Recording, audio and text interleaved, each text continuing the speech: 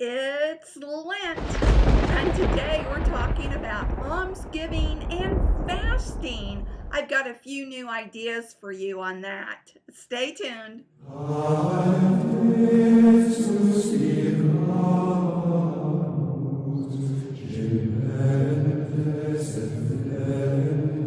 Hi, Christine Harrington here, and this is the Eternal Life Plan, a place where you can discover what God's plan is for you. Now, we're in the beginning of Lent, so I wanted to talk to you a little bit about fasting and almsgiving in a way maybe that you haven't considered. Typically, when we talk about fasting, we think about giving up a meal or giving up an indulgence like dessert or not eating in between meals. But the question I always ask myself is, does that challenge me enough for my eternal life plan during Lent? So let's talk about some other options other than the typical fasting options. And those are good too. But our time during Lent is not to be comfortable, but to become uncomfortable in order for us to grow spiritually. The first option is fasting from the world. Now, what does that mean? Do you watch the news at night?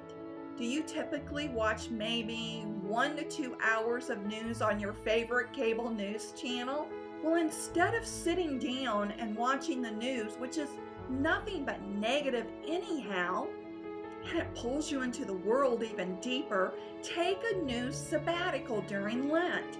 During these next 40 days, don't watch the news. Instead, here are a few things that you can do for an hour or two in the evening instead of watching cable news. Go to adoration for an hour. Pray the rosary for the world. Read the Bible for an hour. Gather up your family and pray together for an hour, letting each person lead their favorite prayer. Handwrite a letter to a friend that's in need and mail them a holy card with it. Now, another type of fasting is to fast from attachments. And you know what you're attached to, don't you? And usually those attachments aren't helping you, but they're hurting you. Maybe you're attached to online shopping or the shopping networks on cable. Oh, snaps. I think that attachment was meant for me. Oops. Maybe you're attached to a series on one of the premium channels. Maybe you're attached to your appearance and you work out excessively, or you buy cosmetics that you don't even need. Or maybe you're attached to work and you spend way too much time working and not enough time with your family. Again, you know what the attachments are that you're attached to. So fast from those attachments during Lent and instead replace those attachments by strengthening the one attachment you should be relying on, and that's God. Use this next 40 days to learn how to surrender yourself to the will of God and living with Him now. Thy will be done. That doesn't mean tomorrow or next month or after Easter. That means now. Let's talk about almsgiving. Now, almsgiving doesn't necessarily mean giving money.